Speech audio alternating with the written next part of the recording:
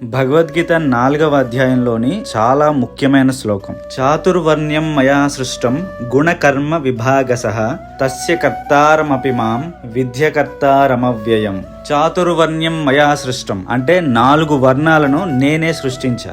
దేని ఆధారంగా? గుణకర్మ విభాగసః అంటే గుణములు మరియు చేసే పని కర్మని బట్టి దాని ఆధారంగా 4 వర్ణాలు సృష్టింపబడ్డాయి ఆ శ్రీకృష్ణుడు లేదా పరమేశ్వరుడు చేత. అవే బ్రాహ్మణ, క్షత్రియ, వైశ్య, శూద్ర. ఫస్ట్ థింగ్, మీరు ప్రజెంట్ నడుస్తున్న కులాలని ఈ వర్ణాలని లింక్ చేయకండి. అక్కడ వర్ణాలు కేవలం 4. ఈ రోజున కులాలు కొన్ని వందలు వేలు ఉన్నాయి. సో అవి ఇవి ఒకటి కాదు. ఇక్కడ క్లియర్ గా గుణాలను బట్టి అన్నాడు. ఇక్కడ గుణాలంటే ఏంటి? సత్వగుణం, రజోగుణం, తమోగుణం. సత్వగుణం అంటే సాత్విక చింతన కలిగిన వారు. సాత్విక అంటే మీ అందరికీ తెలిసిందే, నెమ్మదిగా అంటే నాన్ వైలెంట్ గా కేవలం జ్ఞానాన్ని సముపార్జించడం ఇలాంటివి చేస్తూ ఇంటెలెక్చువల్ వర్క్ చేసే వాళ్ళందరూ సత్వగుణం బ్రాహ్మణ వర్ణానికి చెందుతారు. వీళ్ళు చేసే పని జనరల్ గా పురోహితులు, పండితులు, టీచర్స్, ఐఏఎస్లు, సలహాదారులు ఇలాంటి వాళ్ళు. తర్వాత రజోగుణం ఉన్నవాళ్ళు రాజులు లేదా క్షత్రియులు. ఎవరైతే ప్యాషనేట్ గా ఉంటారో, ఎవరైతే వాళ్ళ ధర్మం, వాళ్ళ భూమి కోసం పోరాడగలుగుతారో ఇలాంటి లక్షణాలు ఉండే వాళ్ళని క్షత్రియులు అంటారు. నెక్స్ట్ కొంత సత్వగుణం,